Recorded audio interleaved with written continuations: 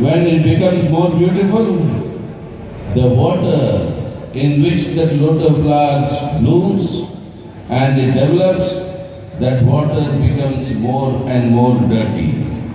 The more beautiful the lotus flower is, the more dirty the water becomes. So if you want the lotus flower to bloom, you must be prepared. Your society will become dirtier and will become conflict-ridden, and therefore BJP must be told, Kerala people cherish their social unity. Kerala people cherish their communal harmony. We will not allow the lotus to bloom by destroying our communal harmony, destroying our unity, and that is the answer you will have to give them. പ്രധാനമന്ത്രിയും B J പിയുടെ ദേശീയ president ഉൾപ്പെടെയുള്ള ദേശീയ നേതാക്കന്മാർ കേരളത്തിൽ ഇടയ്ക്കിടെ വന്നുകൂടി തെരഞ്ഞെടുപ്പിൽ അഭ്യർത്ഥിക്കുന്നത് കേരളത്തിൽ താമര വിരിയുമെന്നാണ്. അതായത് കേരളത്തിൽ ബി ജെ പി ഈ തെരഞ്ഞെടുപ്പിൽ അക്കൗണ്ട് തുറക്കുമെന്ന്. താമര വിരിയുമെന്ന് പറയുന്നവർ താമരയ്ക്ക് ഒരു പ്രത്യേകതയുണ്ട്. താമര മനോഹരമായി നല്ല വലുപ്പത്തോടും വിരിയുന്നത് ചളി നിറഞ്ഞ വെള്ളത്തിലാണ്.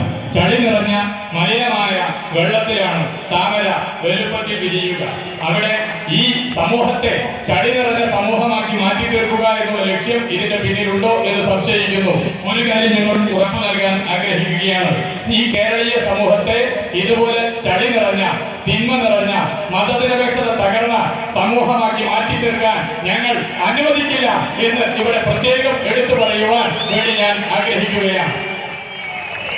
That is why the BJP president comes here and he says there is no intolerance in India. There is no intolerance in Delhi. The only intolerance that you find is here in northern Kerala.